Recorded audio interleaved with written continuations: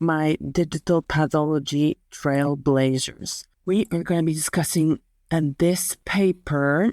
It is called Screening Efficiency Over Experience.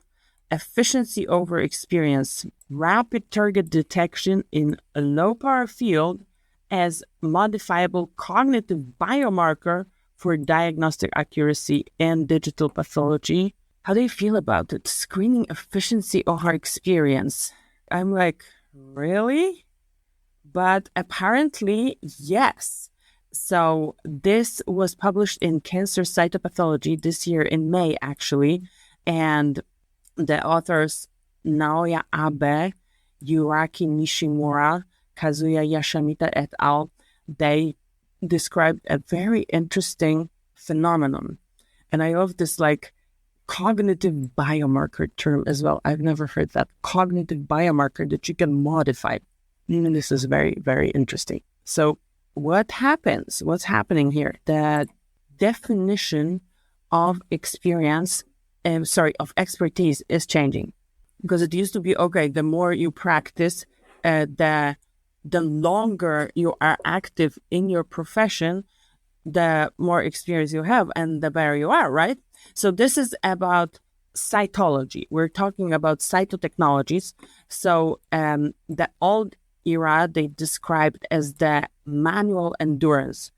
And why endurance? Because it was very tied to physical endurance, because you were scanning thousands of cells line by line over thousands of logged hours. And it would begin like any pathology training, where you would sit with somebody who was doing it, and probably on a multi-headed scope, and you would just look with them.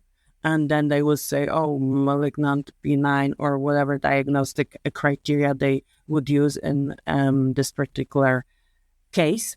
And then you're supposed to learn by osmosis. And I did that as well.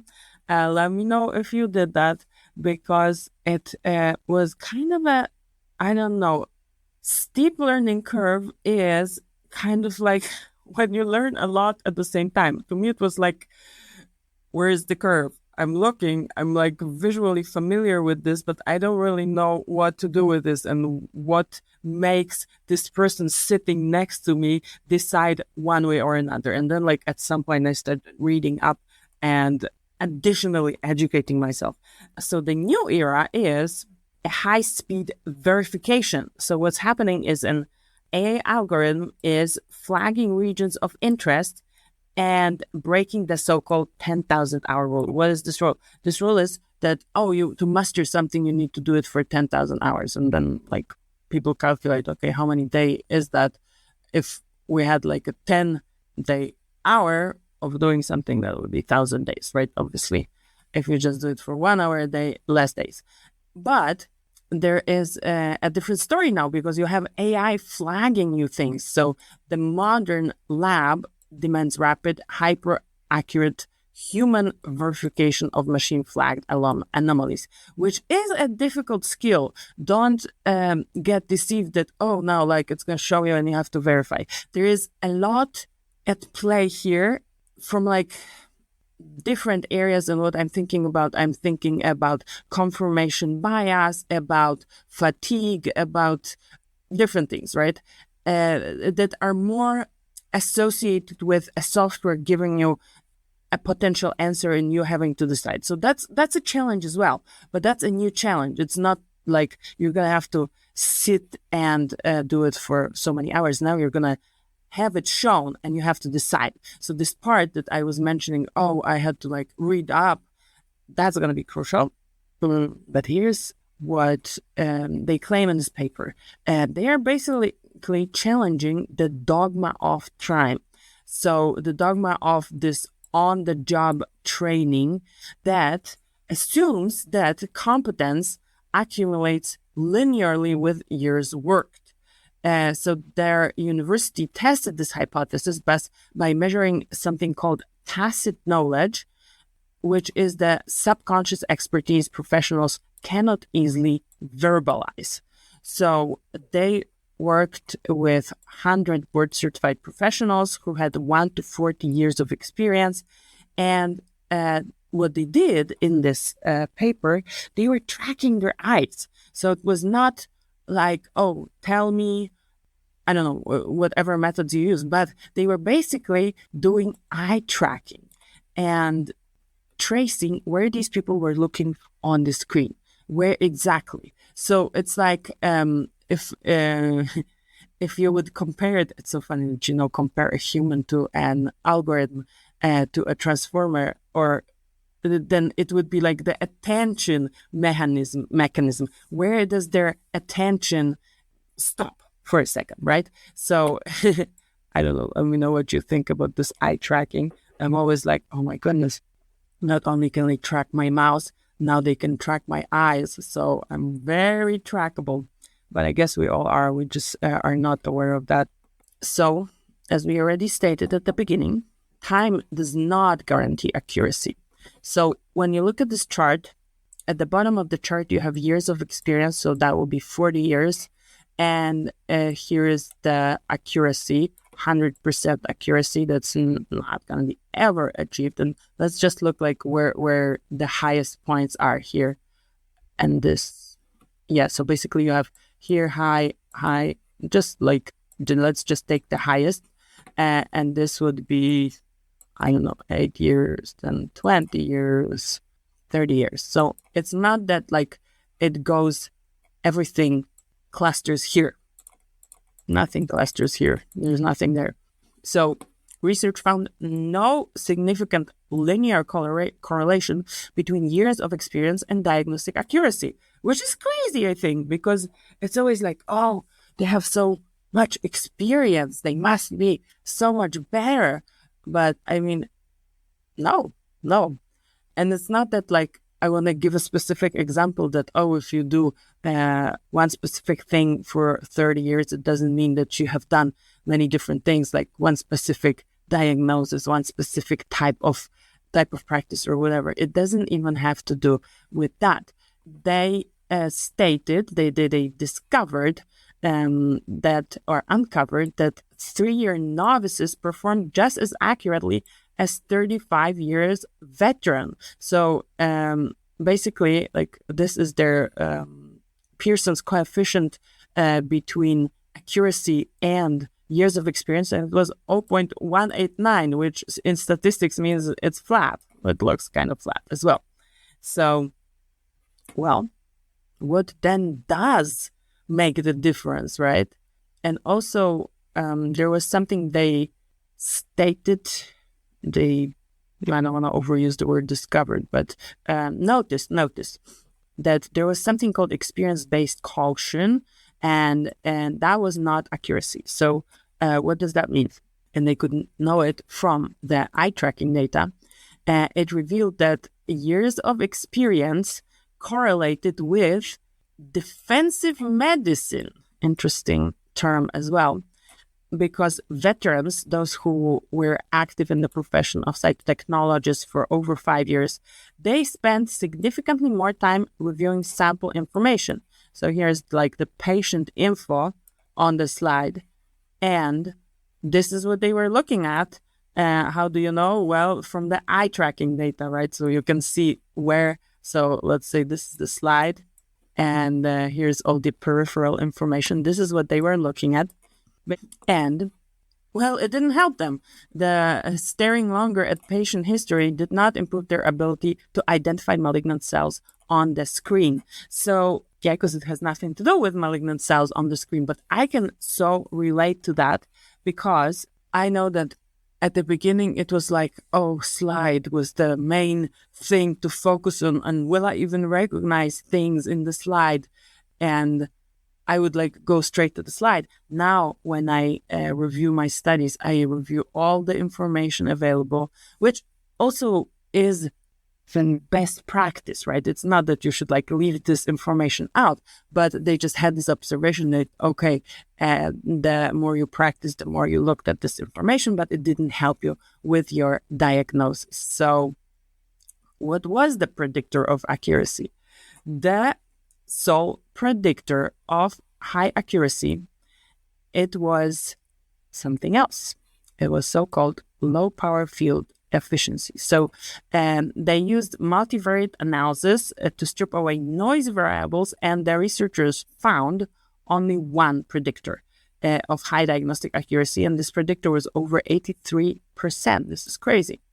And counterintuitively, the most accurate diagnosticians were those who look at the target in the wide view the least. So I'm going to show you. Let's see if we can get a whole slide image to give you a real demo of this. But basically, the low power field efficiency, like you look at the full slide and you immediately know where to go. So obviously, we're talking about cytology. I'm here showing anatomic pathology images, but basically, what they mean by low power field efficiency, I already know I'm going in here and these, right? This is probably my, no worries, we can do it. We can do it. So I already know I'm going in here. This is my mass. I see it from low power field. And these probably lymphoid aggregates. I don't care about this side. These are vessels. This is lung tissue. So I know we're talking about two different modalities for diagnostic. Basically, this is low power efficiency, that on low power, you already know where to go. Basically, this would be my place to go into and see, okay, is it a tumor mass? And the answer is yes, by the architecture of the cells already. And then, okay, are these lymphoid follicles? Yes, answer is yes. And I knew it from low power that I have to go there. And obviously, that's not the full diagnosis. It's just to show you how this works. But that's what they mean by low power field efficiency. Yeah, that was the only thing. And the cool thing is, okay, so is this good news or bad news? It's definitely good news, because if it's low power field efficiency and you can like tell people where to look and how to do it, you don't have to wait 40 years for them to get enough experience. So they distinguish here searching versus detecting. So when you search, you would go like very linearly. So you would do this row, the first row of cells, second row of cells, third row of cells, and so on, right? But they say experts, they instantly take the entire slide, relying on consolidated mental map of normal, which again brings me to, wow, this is what we're trying to teach the foundation models or the anomaly detection models. This is what we are doing already, the cytotechnologists in this paper. They basically look at the whole thing and they recognize, oh, there's a not normal dot. And what they're doing, and they like filter all this out, all the stuff that's around it out, and they just go straight to that cell that is so looking so funky. And believe me, people, pathologists talk like that. Something looks funky, they say it's funky. So they filter the noise. This is called parafoveal pop-up, meaning that abnormalities disrupt the mental map and instantly pop out in peripheral vision, bypassing active searching. So it's like different part of physiology that you look for searching for things. And then step 3 obviously is high power verification, and the expert acquires the target instantly and switches to the zoomed in view. So it's so funny that this is what's happening in the diagnostic process. So this high power verification, right? We have low power and I immediately go in here, right? And look at it. And then I cannot scroll fast enough. Then I go back, search something, and let's see here. And it is constantly in, out. And believe me, if you're not a pathologist and you're not doing this for a living, it can be very, very annoying for the observer. And I know that because sometimes my husband, we have a home office together, and he looks at me looking at slides, and I want to sometimes show him something or like ask him about things in bone marrow specifically, because he's a clinical pathologist. And I do that. I zoom in, out, and he's like, stop, I need to look at it. So yeah, but that's how diagnostic process works. So let's talk about the timelines. And the eye tracking software mapped visual scan paths second by second on the exact same slide. And if you look at this, the high performer's path was a lot straighter and straightforward than the low performer path. So high performers needed 40 seconds, whereas low performers 104. The style was linear and rhythmic, and the style of the low performer was chaotic and fragmented. And the action was direct shift from low to high. So it like zoom in, zoom out, zoom in, zoom out, zoom in, zoom out. So a direct shift from low power field to high power field verification, whereas the low performers, they were searching and recursive checking of the empty background. That's what happened, but there are a couple of caveats that we're going to mention in a second. Here, the important thing to increase your efficiency is to know what not to look at. So the visual expertise is not merely knowing where to look, it is the strategic disregard of visual noise. And what is visual noise? Everything that is not your kind of like target that you're looking for. You know, if you're looking for a specific malignant cell, blood, inflammatory cells, there may be your noise. And this is called, it has an official name called selective neglect. And this is cognitive filter. This protects the cognitive filtering bandwidth. And the sad thing is that unstructured, on-the-job training without objective feedback accidentally reinforces the exhaustive line-by-line novice scanning habit. Because if you don't tell why this one is not abnormal, hey, we like intuitively know here the other dots are gray and this one is black. That's why it's abnormal, and you immediately see it.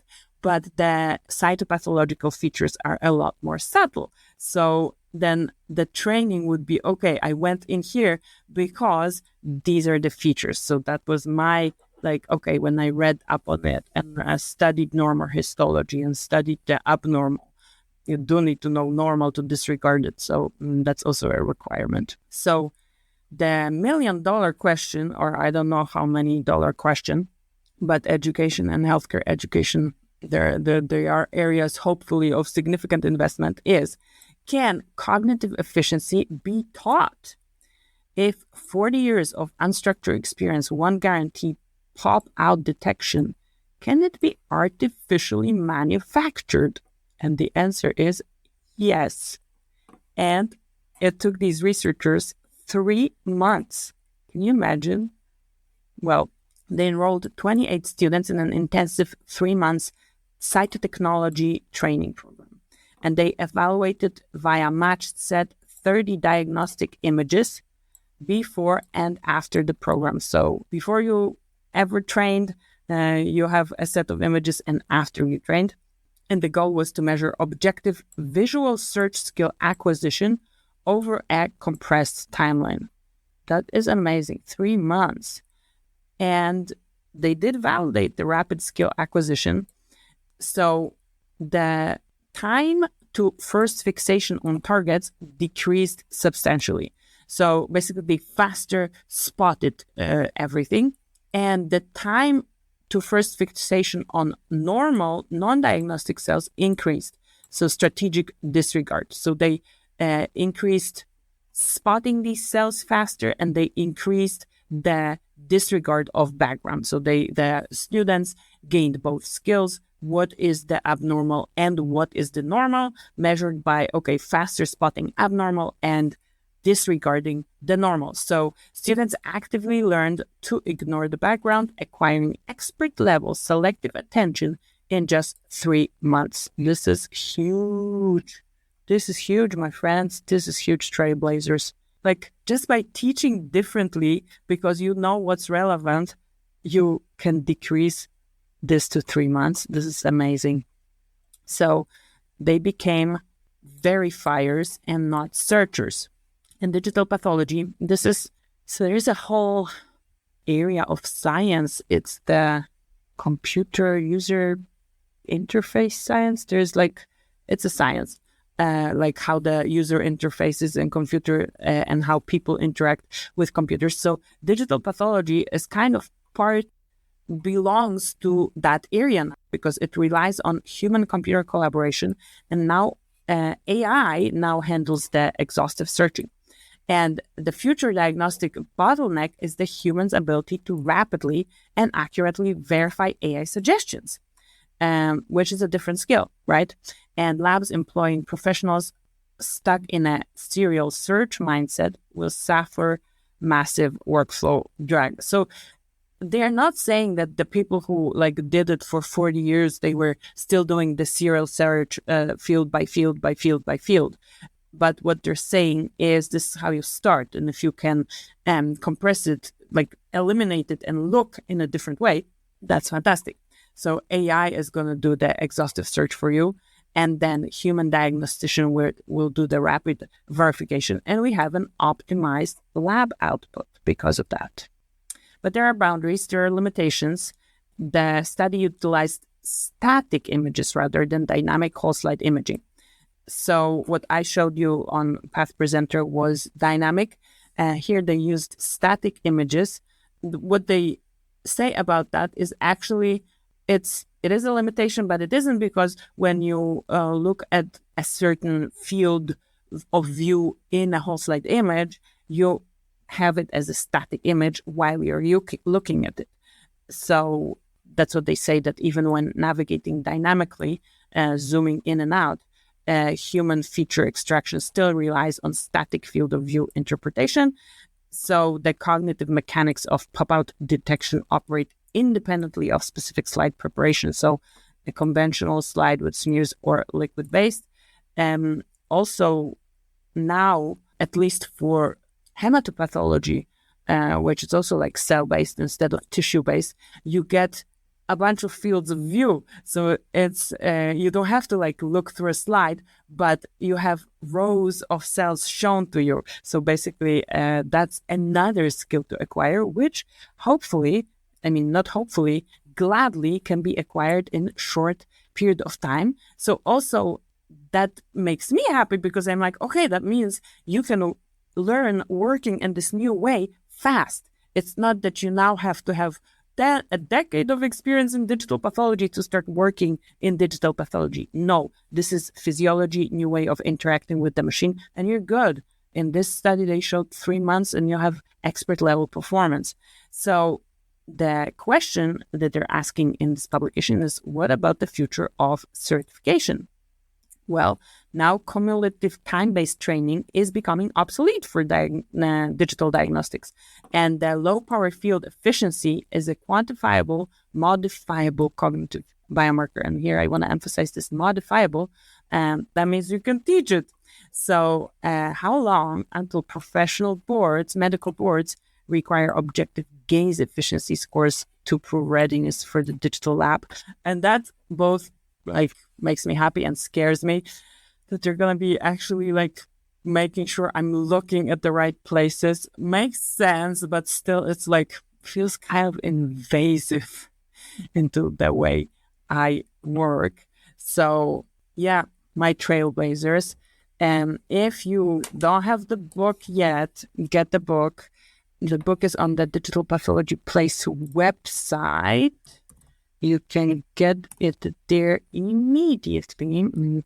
But this book is for those of you who are starting your digital pathology journey, Digital Pathology 101. All you need to know to start and continue your digital pathology journey. What do I mean by continue? If you start in a specific area, there is a lot about all the other areas. And me, myself, I started in the area of image analysis. And here there is a lot more than image analysis. And this book is available for you for free from the website or from my store. And other things that we're working on, if you want to learn what is normal, because like they showed in this study, the key to being fast with an abnormal, you also need to know what normal is. So you need to like disregard the things that is our background for the particular task at hand. Then we have a histology series. I'm teaching you normal histology on real whole slide images in a live stream format as well. And we're going to be having one on Friday. When you get the book, you're going to know about this live stream as well, and all the other things that I'm doing online and offline, the conferences I'm going to be going. I'm so excited to be back with you, my trailblazers. If you have any digital pathology questions, let me know in the chat, even if you're watching their recording. Another couple of things that are happening. So still working on the second edition, just images. And I just need to start live comms in between, but it's going to happen.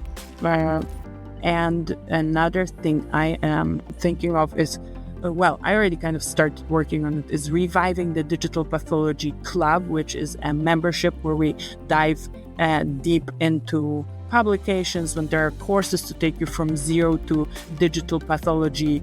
I don't say here, I want to say competent professional digital pathology, from zero to digital pathology competent professional in definitely 3 months. You could do that in the membership and then maintain your knowledge with reviewing literature together and seeing what's happening in the digital pathology space. So that's gonna be out there soon. I'm gonna let you know.